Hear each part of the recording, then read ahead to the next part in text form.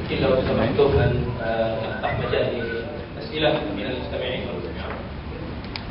الآن نفتح مجال لطرح الأسئلة من المستمعين والمستمعات. لو كان هناك سؤال فليسأل إن شاء الله. نفتح مجال لمدة ربع ساعة إن شاء الله. السؤال مباشرة. شكرا فضيلة الأستاذ الدكتور. عندي سؤال، ممكن تشرح عن بدعة، عن البدع، عن حديث البدع؟ نعم. كل محدثة البدع ممكن أشرح؟ نعم. الحديث طبعا رواه الإمام مسلم عن السيدة عائشة أم المؤمنين رضي الله تعالى عنها. طبعا رواه البخاري، ولفظ مسلم يخالف لفظ البخاري قليلا، لفظ ما أخرجه الشيخان. لفظ البخاري مسلم قالت السيدة عائشة أم المؤمنين رضي الله تعالى عنها وأرضاها قال رسول الله صلى الله عليه وسلم: من أحدث في أمرنا هذا ما ليس منه فهو رد. وفي رواية مسلم: من عمل عملا ليس عليه أمرنا فهو رد.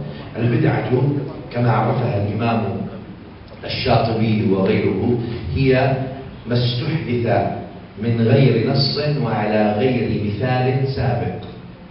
شيء مستحدث من غير نص وعلى غير مثال سابق بشكل يضاهي الشرعية أو يضاهي الشريعة، فهذه بدعة ضلالة، لأنها تضاهي النص، تضاهي الشريعة. طيب، هناك 3 مذاهب في البدعة بشكل عام. مذهب يقول أن كل ما استحدث بعد سيدنا رسول الله صلى الله عليه وآله وسلم هو بدعة ضلالة. ومذهب يقول إن ما استحدث بعد رسول الله صلى الله عليه وآله وسلم إذا كان لا يخالف أصلا فهو يأتي بمعنى مصلحة مرسلة، لا يسمى بدعة وإنما يسمى مصلحة مرسلة، لأن كل بدعة ضلالة. هذا المذهب الثاني، وهو مذهب الإمام الشاطبي ومدرسته. المذهب الثالث أن ما استحدث، نتكلم عن المستحدثات، ما استحدث بعد رسول الله صلى الله تعالى عليه وسلم من دون نص وعلى غير مثال سابق إذا لم يخالف أصلا فقد يكون أو قد تسمى هذه المستحدثة بدعة حسنة، أو إذا كانت تخالف أصلا تسمى بدعة سيئة، لأن التعريف اللغوي للبدعة غير التعريف الشرعي لها. التعريف اللغوي للبدعة هو ما استحدث على غير مثال سابق، أما التعريف الشرعي للبدعة، يعني البدعة الضلالة هي ما استحدث على غير مثال سابق لكن يضاهي الدين، يقصد به التقرب إلى الله ومضاهاة الشرعية. طيب، فعلى هذا لذلك يعني في هذه الأمور طبعا هذا الاختلاف الموجود الذي ذكرناه، ولذلك قال سيدنا عمر رضي الله عنه كما في الصحيح عند يعني استحداثه لصلاة التراويح خلف إمام واحد جماعة في المسجد، لأن النبي صلى الله عليه وسلم توفي وقد أمر الناس بأن لا يصلوها في المساجد جماعة، حديث البخاري. فأمرهم بالذهاب إلى بيوتهم، وقال قال لهم بأن صلاة المرء في بيته أفضل. وتوفي النبي صلى الله عليه وسلم وانتقل إلى الرفيق الأعلى، ولم تصلى التراويح جماعة خلف إمام واحد أبدا بعد ذلك في حياة النبي صلى الله عليه وسلم في المسجد. ثم تولى الخلافة سيدنا الصديق أبو بكر رضي الله تعالى عنه، ولم تصلى الجماعة أو التراويح جماعة خلف إمام واحد في المسجد طوال حياة أو خلافة أبي بكر، ثم فضلا من خلافة عمر رضي الله تعالى عنه. ثم رأى عمر رضي الله تعالى عنه في جمع الناس جماعة لصلاة التراويح خلف إمام واحد مصلحة، فقال نعمة البدعة. والله أعلم. بارك الله فيك. سؤال آخر. إذا الترجيح لا ترجح يعني الترجيح وأنت تستعرض ولكن لا ترجح. أنتم أهل العلم، أنا فقير طالب. يعني الاختلاف بين المدرسة الأولى، هناك 3 مدارس في البدع.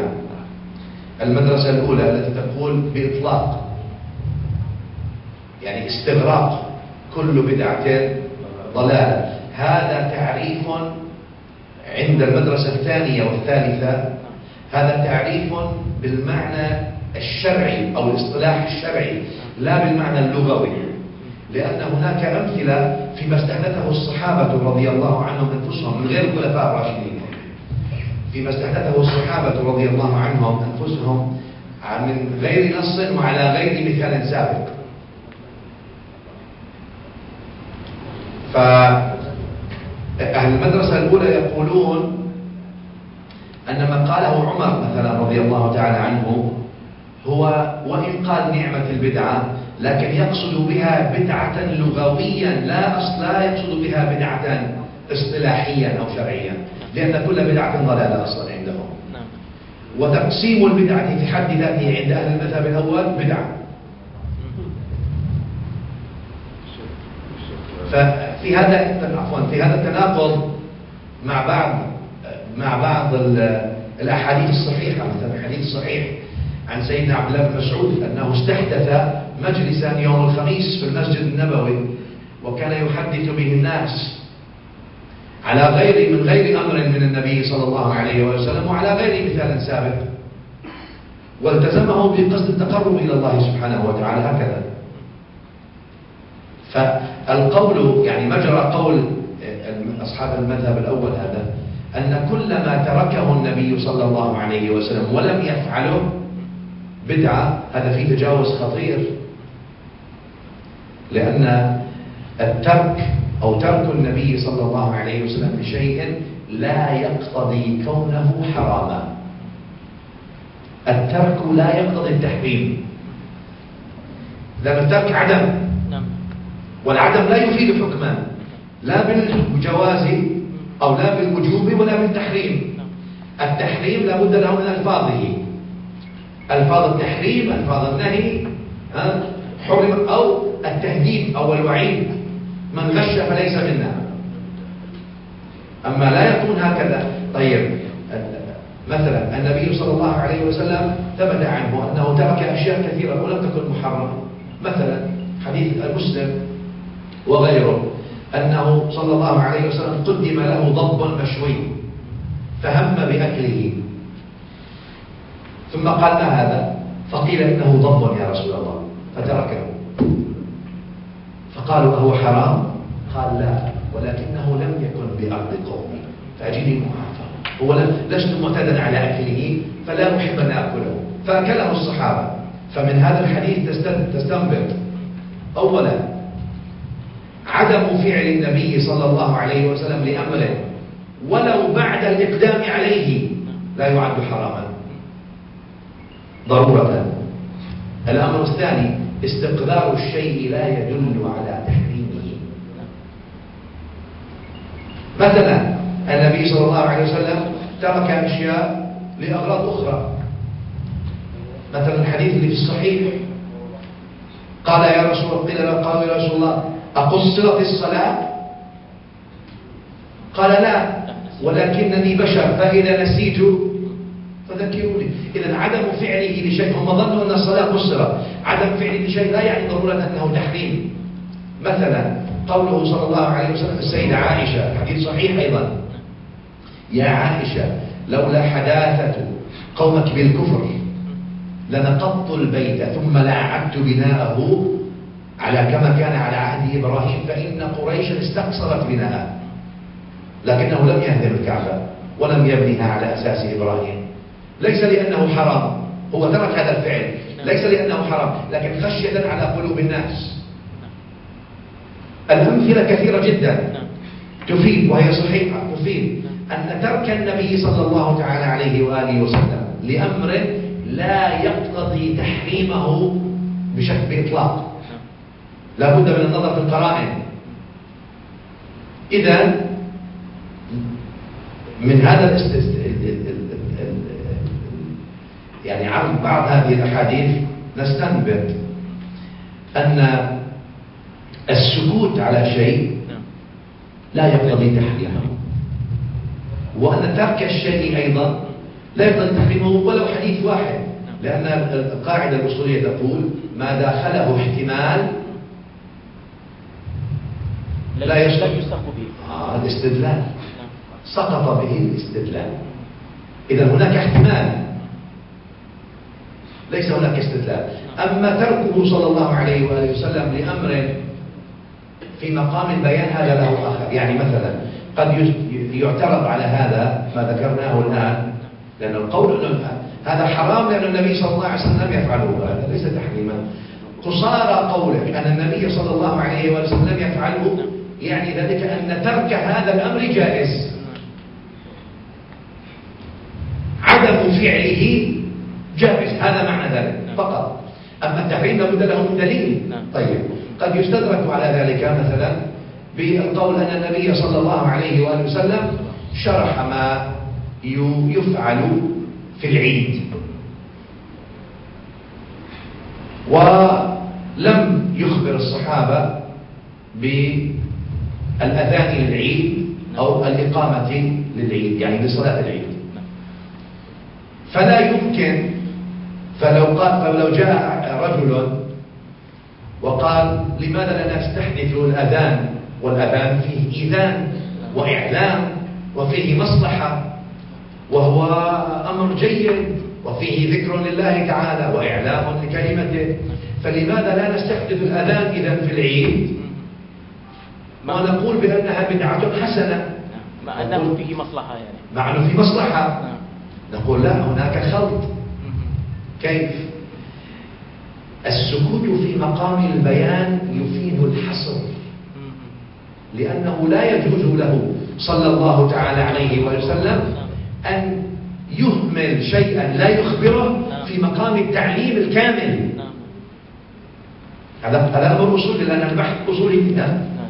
السكوت في مقام البيان يفيد الحصر. إذا علمك النبي صلى الله عليه وسلم ما يفعل في العيد أو ما تقوم به الصلاة من أركان وشروط، هذا يفيد الحصر، فليس لأحد أن يقول نزيد، لأن هذا استدراك على النبي صلى الله عليه وسلم. هذا ليس تركا، هذا لا يعد تركه النبي صلى الله عليه وسلم، لا لا لا لا لا، هذا الآن هذه سنته، لأنه هذا حصر، فالزيادة عليها طبعا بدعة، وبدعة مردودة وضالة وفي النار، لأن في هذا استدراك على صاحب الشريعة صلى الله عليه وآله وسلم. فهذا فرق. إذا هذا ليس عدما. أما الترك الأصلي طبعا هو عدم من ناحية أنه ليس هناك حكم. نعم الله أعلم، يعني الموضوع يحتاج إلى بحث شوية. إذن كأنك ترجح الثاني يعني. والثالث الثاني رأي الشاطبي رحمه الله، والخلاف مع الشاطبي ما بين الرأي، يعني الخلاف قول الثالث هو قول الحافظ بن حجر وقول النووي وقول أئمة جمهور أهل السنة، يعني يقولون بأن البدعة قد تنقسم إلى حسنة وسيئة، أو تنقسم إلى 5 أقسام كما قال العز. نعم العز، نعم السلام ذكر ذلك وذكره غيره. لكن فالخلاف ما بين المذهب الثاني والثالث خلاف لفظي، لأن المذهب الثاني قال، يعني الشاطبي قال لا نسميها بدعة، لأن كل بدعة ضلال، نلتزم بالنص، فنسميها مصلحة مرسلة. طيب المصلحة المرسلة أيضا هذا اللفظ المصطلح مبتدع. نعم، فعلى أي حال يعني هذا رأي الأئمة رضي الله عنهم ورحمهم في ذلك، والله تعالى أعلم. والفقيه طبعا يعني أرى أن رأي الحافظ بن حجر أو تفسير الحافظ بن حجر العسقلاني، وهو من أئمة أهل الحديث والسيوطي وغيرهم من المحدثين، وهو الذي مشت عليه الأمة يعني بشكل عام، وإن كان خلاف الإمام الشاطبي خلاف قوي وجميل. بارك الله فيكم. وبكم آمين. إن شاء الله نستفيد. استفاد منكم يا دكتور. تعالى. أنت مبارك. حياك الله. سؤالي مبارك ماليزي. أيوة حسني مبارك الماليزي. بالنسبة للمحدثين والفقهاء رضي الله عنهم. نلاحظ ونتابع الأمور بأنهم يعني ينتمون إلى الشافعية. معظمهم على سبيل المثال النووي والسيوطي وغيرها. يعني ما هي المميزات حتى يكون يعني من الفضلاء في الأمور في المجال الشرعي؟ تقصد المحدث فقيه هكذا، لأنه هناك طبعا محدثين وفقهاء ومحدثين فقهاء في غير مذهب الإمام الشافعي رضي الله عنه. يعني ابن عبد البر حافظ المذهب المالكي، نعم. القاضي عياض أيضا راويا للمذهب المالكي وهو من أهل الحديث وهو محدث يعني. وطبعا عند الأحناف أيضا هناك أيضا يعني من هو الزيلعي، أيوة صاحب إعلاء السنن وغيرهم. وطبعا الحنابلة عندهم طبعا من هو من أهل الحديث والفقه، مثلا الإمام الحافظ ابن الجوزي. أيوة. لكن لعل ما ذكره فضيلتكم يعني من أن كأن معظم الحفاظ شافعية، ابن حبان، حافظ ابن حبان، حافظ ابن خزيمة، أيوة ابن حجر، وابن حجر آخر الهيثمي، ابن حجر العسقلاني، الإمام الحافظ محمد شهاب الدين الرملي الأنصاري، النووي، نعم، ابن دقيق العيد محدث. لعله طبعا لأن مذهب الإمام الشافعي هو عجوبة الزمان برأي العبد الفقيه طبعا، لذلك سمي ناصر السنة من ألقاب الإمام الشافعي، ناصر السنة، وهو واضع علم الأصول، فامتاز عن علماء عصره وسبق يعني من علمه، سبق أساتذته لأنه كونه جامعا. يعني من صنف، كيف جامع؟ من صنف في المحدثين ذكر الشافعي، من صنف في الفقهاء ذكر الشافعي منهم، من صنف في اللغويين أهل اللغة والاحتجاج بهم ذكر الشافعي، من صنف في أهل الطب ذكر الشافعي، من صنف في الأصوليين هو واضع علم الأصول الشافعي، دونك الرسالة ودونك الأم، هو واضع علم الأصول الإمام الشافعي. من صنف في المفسرين جعله منهم، من صنف في يعني فتراه رحمه الله تعالى ورضي عنه جامعا. ومدرسته فيها هذا التوافق ما بين الأصول والحديث، فهذا جميل. ورحم الله الأئمة كل الأئمة ورضي عنهم وجزاهم عن الإسلام والمسلمين خير الجزاء. وعادة ينسبون الدكتور فضيلة الشيخ في منهج العقيدة خاصة الشافعية ينسبون إلى هذا موضوع ثاني. هذا موضوع ثاني بشكل عام يعني. أيوة معظم نعم الشافعية كما قال الإمام السبكي رحمه الله تعالى، الشافعية والمالكية شاهد، ذكره في المعين في المعتقد. السلام ورحمة الله تعالى وبركاته.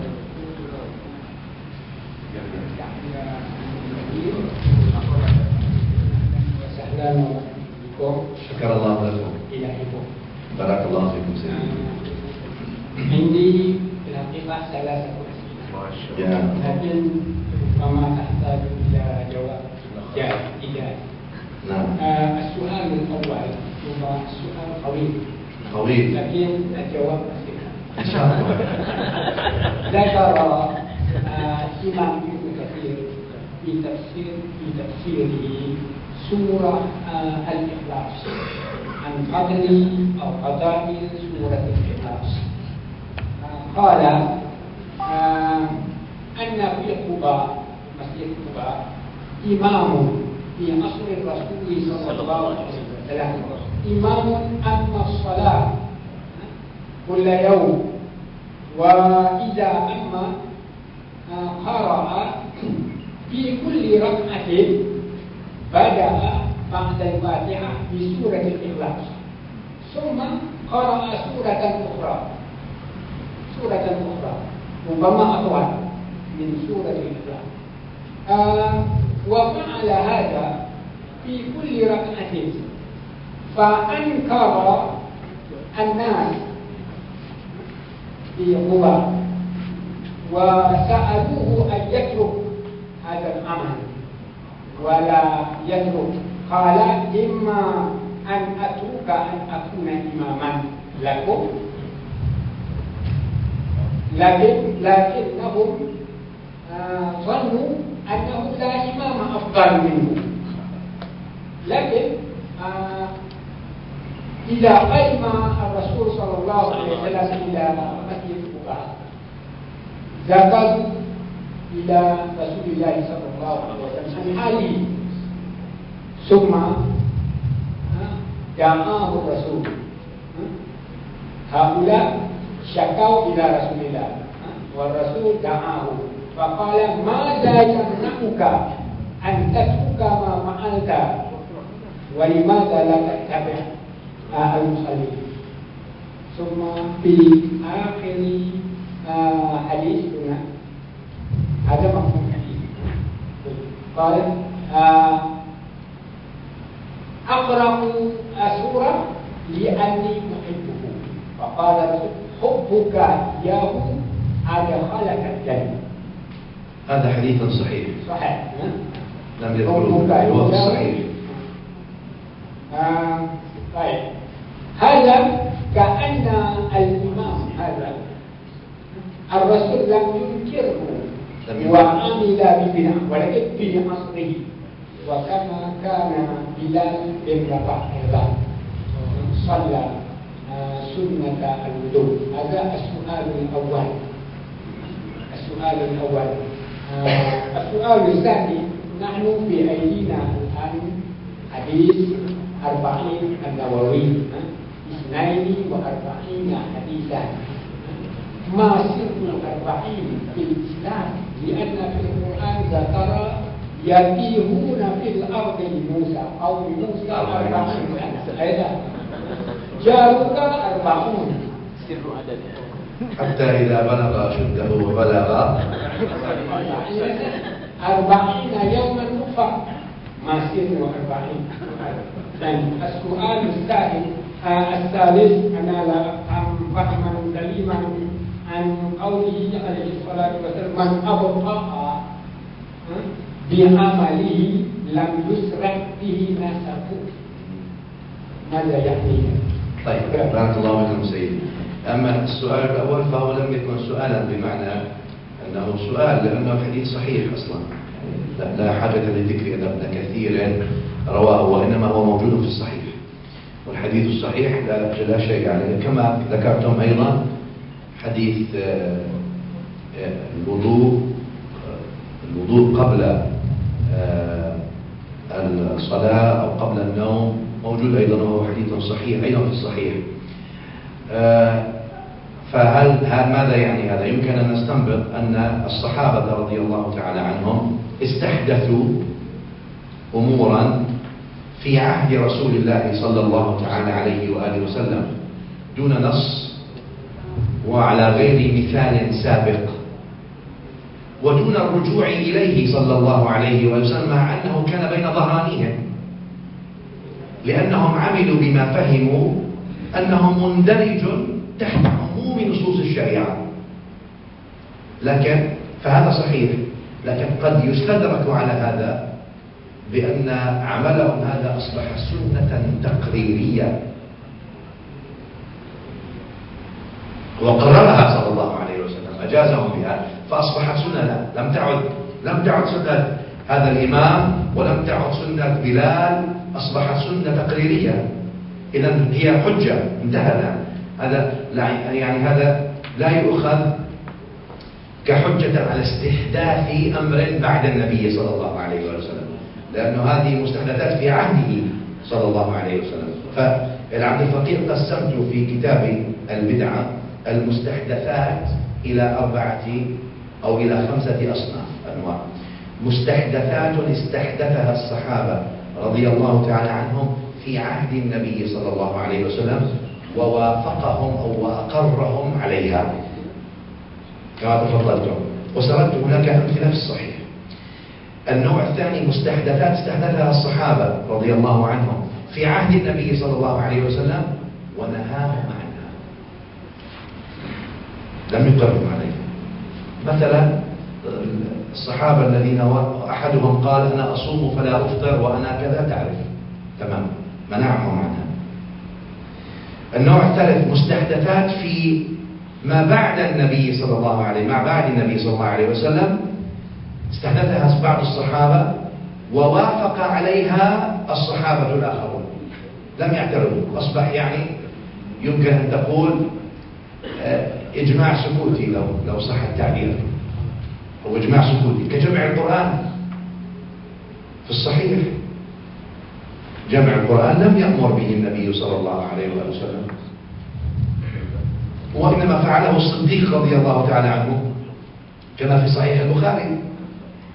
وأتى بعمر فقال له عمر كيف تجرؤ على أمر لم يقم به رسول الله، يعني كيف تقوم بهذا الأمر ولم يفعله النبي صلى الله عليه وسلم؟ قال هو والله خير. ثم عمر رضي الله عنه رضي بما فعله أبو بكر، ثم جاءوا بزيد وأقنعوه أيضا، وهكذا. فإذا هذا أمر استحدث بعد عهد النبي صلى الله عليه وسلم، والصحابة وافقوا على هذا الأمر لأنه مندرج تحت عموم نصوص الشريعة، لا يخالف أصلا. ثم النوع الرابع مستحدثات استحدثها بعض الصحابة وأنكرها الصحابة الآخرون عليها. مثلا حديث مسلم الذي قرأناه، حديث أبي سعيد الخدري لما كان في صحيح الإمام مسلم والبخاري، لما كان مروان بن الحكم حاكم المدينة وأراد أن يصلي العيد كما يصلي الجمعة، أن يقدم الخطبة ثم يصلي، فجذبه أبو سعيد الخدري من ثوبه وقال له السنة، يعني أمره باتباع السنة، فقال له يا أبا سعيد قد ذهب ما كنت تعلم، خلاص هذا الأمر انتهى، الوقت انتهى. فقال ما أعلم خير مما لا أعلم. ثم قال رسول الله صلى الله عليه وسلم من رأى منكم منكرا فليغيره بيده، فإن لم يستطع فبلسانه، فإن لم يستطع فبقلبه ولا يتضع. فهذا النوع مما استحدث بعد النبي صلى الله عليه وسلم وأنكره الصحابة وردوا عليه. فإذا هناك أنواع أخرى هكذا، الله أعلم. هذا الثاني صحيح. أما الثالث السؤال أي أن النسب لا يغني دون إيمان وعمل. يعني يا فاطمة اعملي، النسب دون عمل وإيمان وعمل لا يغني، لأن الله تعالى يقول بسم الله الرحمن الرحيم والعصر إن الإنسان لفي خسر إلا الذين وعملوا الصالحات. فإذا كان صاحب نسب وإيمان وعمل فبها ونعمت، حتى لا يتكئ الناس على أنسابهم ولا يعتنون بإيمانهم وأعمالهم.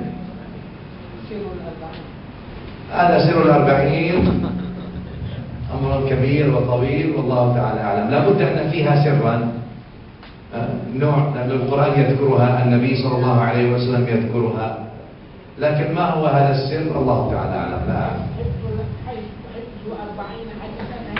الحديث لا يصح، موجود لكنه لا يصح، وإن كانت عادة العلماء التأليف، وللفقير أيضا مؤلف في 40 حديث، لكن يعني هذا من باب التأسي بأهل العلم هكذا والله أعلم. شكرا على السؤال الرائع فضيلة الشيخ ما سؤال آخر؟ السلام عليكم ورحمة الله وبركاته. محمد يا سيدي. مرحبا يا الشيخ محمد يحيى النينوي. خير. ما زال حديثنا عن البدعة لأنها قضية حساسية في ماليزيا الآن. فما رأيكم عن معنى كل ودلالتها في حديث كل بدعة ضلالة؟ نرجو الإفادة والشكر. كل بدعة ضلالة وكل ضلالة في النار.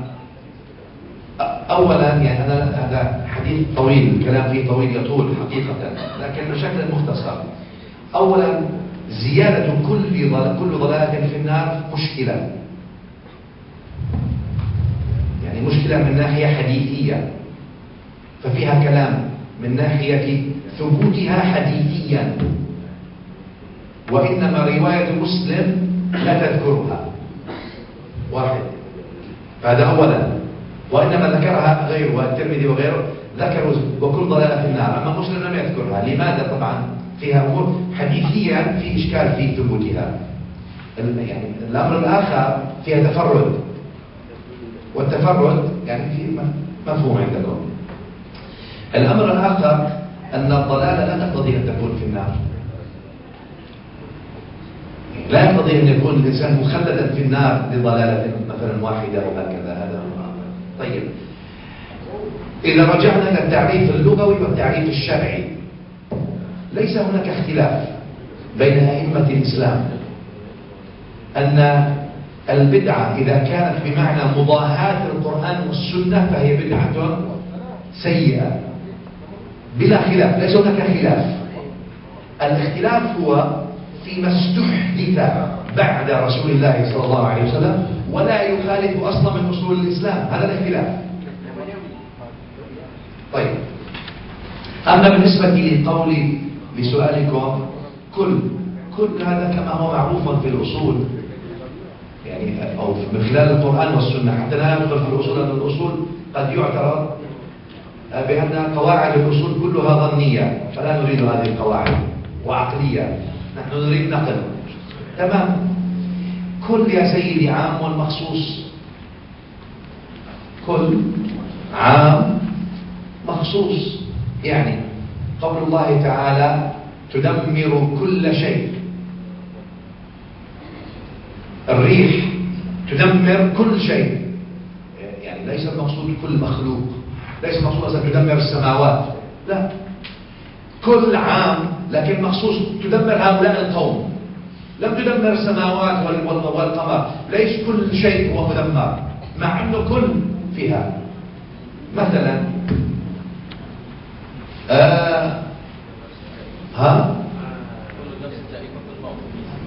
ما في هذه، قد يكون فيها كلام.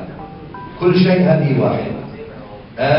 قوله صلى الله عليه وعلى آله وسلم في الحديث الصحيح كل مولود يولد على الفطرة، عام مخصوص. حديث الصحيح الغلام الذي قتله موسى طبع يوم طبع كافرا.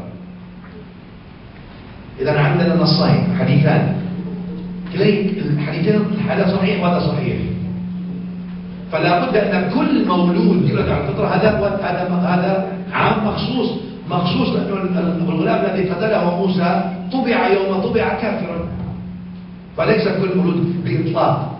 فإذا من الاستخدام الشرعي الاستخدام القرآني لكل، والاستخدام النبوي لكلمة كل، مثلا حديث ابن ماجه وغيره كل عين زانية، هذا مخصوص لأن هناك أعين الأنبياء عليهم الصلاة والسلام، طبعا نعوذ بالله أن نقترب أصلا من هذا. هناك أعين بعض الأولياء الذين حفظهم الله تعالى من ذلك. الصلاة على كل من سمع الأذان في الجمعة، وإن كان في هذا اللفظ ضعف لكن خير. ليس الصلاة على كل من سمع الأذان، لأنه قد تكون مسافر وتسمع الأذان لا تذهب إلى الصلاة، والامرأة تسمع الأذان لا تذهب إلى الصلاة، والصبي يسمع الأذان لا يذهب إلى الصلاة، وهكذا. فكل من ناحية أصولية بحتة هي عام والمخصوص، وكل في القرآن والسنة استخدمت في القرآن بمعنى عموم المخصوص. فإذا هي عام والمخصوص. كيف خصصت؟ كيف خصصت؟ خصصها مسلم في صحيحه، يعني بقول خصصها النبي صلى الله عليه وسلم. كيف خصصها؟ من سن في الإسلام سنة حسنة فله أجرها وأجر من عمل بها إلى يوم القيامة، ومن سن سنة سيئة فعليه وزرها ووزر من عمل بها. هذا هو التخصيص، هذا هو معنى. إذا كانت السنة حسنة وإذا كانت سنة سيئة، لا يقال كما استدرك على هذا بأنه لا، المقصود السنة هنا سنة نبوية. كيف سنة نبوية؟ أسماءكم الكاملة بخط جيد وفي الورقة التي وزع إليكم. ثلاثية رباعية على حسب ما تريد، على حسب ما تريد إن شاء الله. إن شاء الله. أوكي. لا تكتب الآن. اكتبوا أرجو منكم. اكتبوا الآن. ثاني لا سيأتي واحد إن شاء الله. سيأتي واحد سيفوز إن شاء الله بعدين. Oke. Baik, jadi yang ada Pak kertas ini, tolong tulis nama dengan kod yang tertib. Oke. Insyaallah. الآن نفتح مجال الأسئلة من المستمعات ولا بأس لو تريدين أن تقدم الأسئلة باللغة الملوية ثم تجيب بشكل. Kalau nak guna bahasa Melayu boleh. Ada soalan, tapi soalan yang ada related dengan tajuk kita pada hari ini lah. Pada syukur Fadilat Sheikh Dr. Fahmi ketika soal. Okey. Dr. Faizal. جزاكم الله شيخ على القراءة الواضحة السريعة الشرف هو قراءة حديث رسول الله، شرف كبير صلى الله عليه وسلم. ليس بعد كتاب الله أفضل من سنة رسول الله صلى الله عليه وسلم. هذا روض أهل الله إن شاء الله. جعلنا الله وإياكم منهم، جعلنا الله من أهل الحديث وأهل القرآن. نعم. تفضل يا شيخ فيزان. فضيلة الشيخ، نريد أن نستفسر عن قضية ما يتعلق بقواعد التحديد عند أهل الأثر، أهل الحديث، لما روى الأحاديث من الشيوخ وأراد أن يقرأ على المستمعين، يعني لو هناك تباين في الألفاظ واختلافات في الألفاظ، لما يقرأ على هذا الشيء وما يقرأ الحديث واحد ولكن بالألفاظ متقاربة لكن مختلفة. فلما أراد أن يقرأ على الطلاب، ما رأي العلماء لما يقرأ على الطلاب؟ هل يختار عن طريق واحد أو ربما يكون يعمم أو يتساهل، يعني بمعنى يقرأ الحديث بمعنى يروي بمعنى؟ جزاكم الله. وجزاكم خير الجزاء. بعد عصر الرواية والتدوين، الإسناد السماعي أو الإسناد أو القراءة أو التحديث لابد أن يرجع إلى ما ألف في عصر التدوين والرواية. فلا الرواية في عصر التدوين والرواية نعم كما ذكرتم وتفضلتم، أما الآن فالضبط ضبط الكتاب، لم يعد الضبط ضبط الشيخ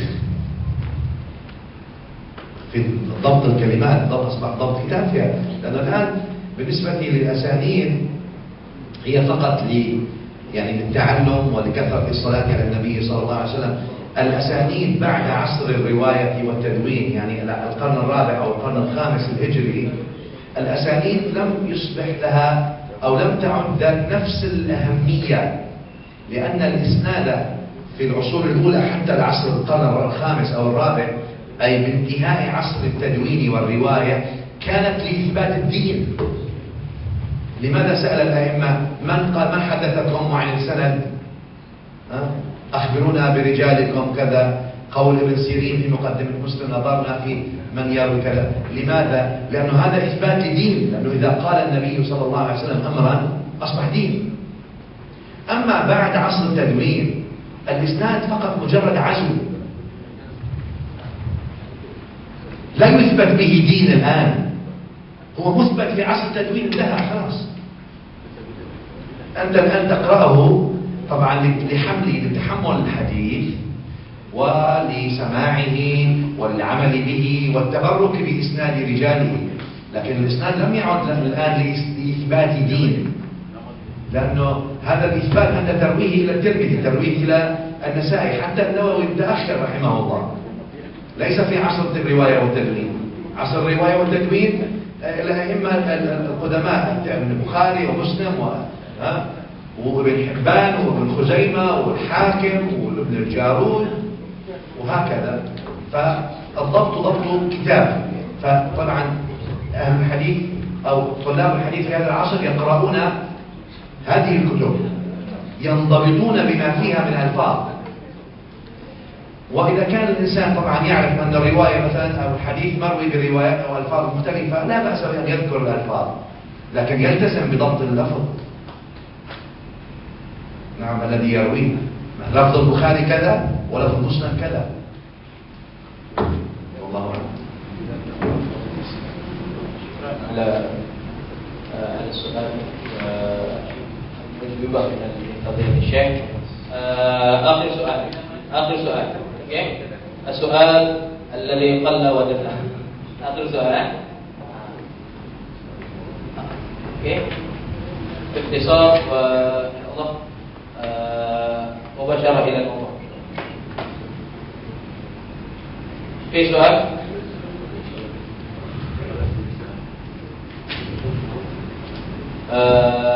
لو كان هناك نريد التصدير عن رواية عن المبتدعة، على سبيل المثال نروي كتاب أهل الزيغ، ما حكم الرواية عنهم مع أنه من المحدثين؟ من هو؟ منهم المحدثين. أيوة. على سبيل المثال قال أن ابن خزيمة أيوة يعني له حافظ إمام. نعم. إمام نعم، ولكن له رواية بالنسبة إلى الأمور تتعلق بالتجسيم وهكذا يقال لا كيف يعني الرواية؟ شوف يا سيدي، يعني هذان أمران مختلفان. أولا الأصل في رواية الحديث هو الصدق والضبط.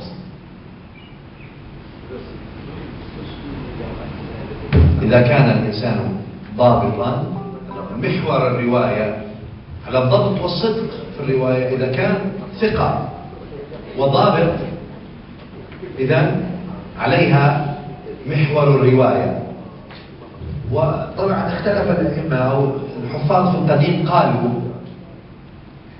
قالوا في التوقف برواية المبتدع الذي يروي ما يعضد بدعته.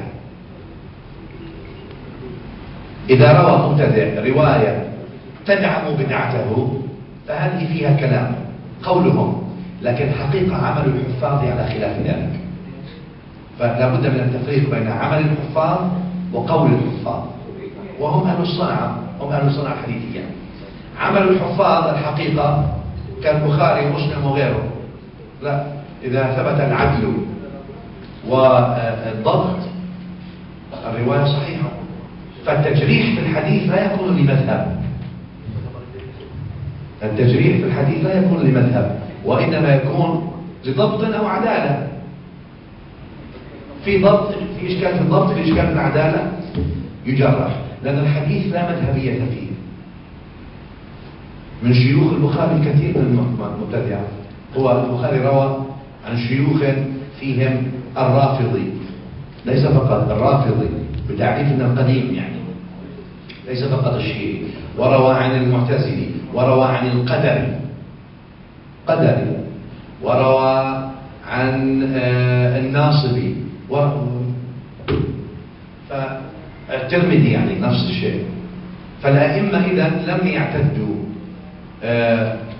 في رواية الحديث بالمذهب ما دام الإنسان مسلما، وإنما الأصل في قبول الرواية من عدمها أو من ردها العدالة والضبط. ولهم كلام كما ذكرت في قضية رواية المبتدع الذي يروي حديثا يساند بدعته في هذه الحيثية، لكن الحقيقة حتى في هذه الحيثية عملهم ليس قولهم ردها، عملهم قبولها والعمل بها. عملهم قبولها، فأنت لو نظرت في ما فعلوه الحقيقة هم قبلوها ورووها في كتبهم وأخرجوها وبنوا عليها. فهذا الأصل. أما قضية العقائد سيد الكريم، يعني أنت كما معلوم عندكم أن مسائل العقائد بالنسبة للأشاعرة والماتريدية قطعية، لابد أن يكون الدليل فيها قطعيا. عقيدة لا تثبت بدليل آحاد عندهم. هو ليس قصدهم رد الآحاد، لا، وإنما قالوا أن الآحاد يفيد العمل لا يفيد العلم القطعي، لأنه العقيدة عندهم لابد أن تثبت بحديث قطعي. تمام؟ فإذا هذا جانب بالنسبة لساداتنا الأشاعرة رضي الله عنهم وسادتنا الماتريدية رضي الله عنهم، وهم جمهور وجل أهل السنة والجماعة واحد. نأتي إلى أهل الحديث والأثر وهم أيضا أهل السنة والجماعة، يعني الذين لهم منحى في فهم هذه الأمور، قد لعله يخالف منهج الأشاعرة والماتريدية فقط في الألفاظ وليس في الجوهر. الجوهر واحد. طبعا أنت تعرف يعني منهج المحدثين رحمهم الله تعالى واضح، يعني ما حقيقة ما في وقت، لكن بس دقيقة لأنه هذا موضوع يحتاج إلى بحث شوية أطول وأشمل وأعمق.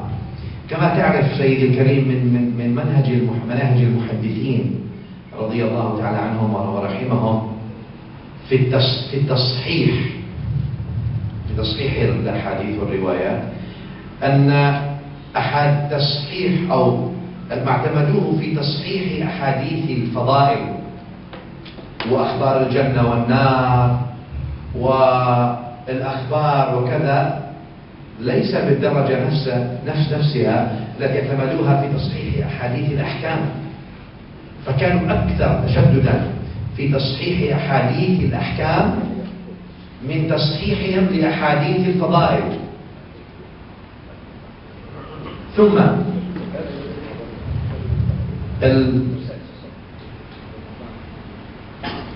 تصحيح أحاديث الفضائل الأحكام لم يكن بالدرجة التي اعتمدوها في تصحيح أحاديث العقائد، فتشددوا أكثر في تصحيح أحاديث العقائد مما فعلوه مثلا في تصحيح أحاديث الأحكام، مع أنه الآن كله نحن نتكلم في الصحيح فقط، يعني لا نضمرنا في الصحيح، صحيح في الفضائل، صحيح في الأحكام، صحيح في العقائد، مثلا في صحيح الإمام البخاري. لابد من هذه الملاحظة، لابد من ملاحظة أن الأئمة ما صححوه في الفضائل وما صححوه في الأحكام وما صححوه في العقائد يختلف في قضية التصحيح نفسها. طيب مو بدرجة واحدة. مو بدرجة واحدة. لا طبعا، لا، هو هذا منهجهم واضح.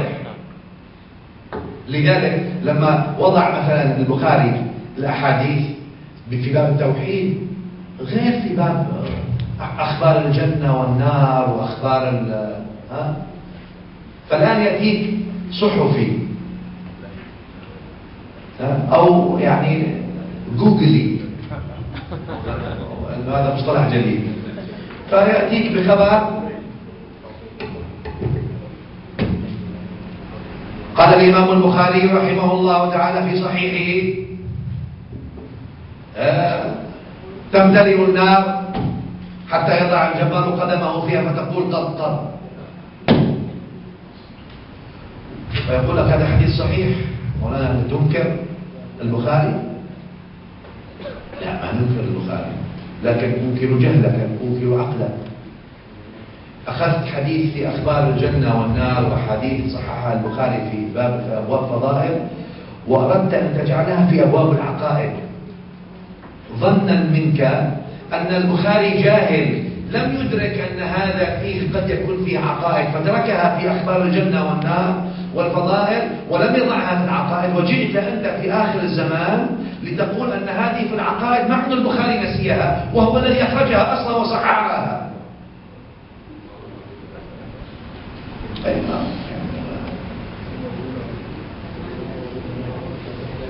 هذا الكلام يحتاج إلى بحث شوية أطول، فأحد ينتبه. العلماء رضي الله عنهم أهل الحديث يعني تصنيفهم في كتبهم تصنيف رصين وترتيبهم رصين علمي دقيق. هم البخاري لم يضع الحديث هنا هكذا عبثا يعني، لا لا لا لا، الترتيب رصين، الترتيب علمي دقيق في صنعه.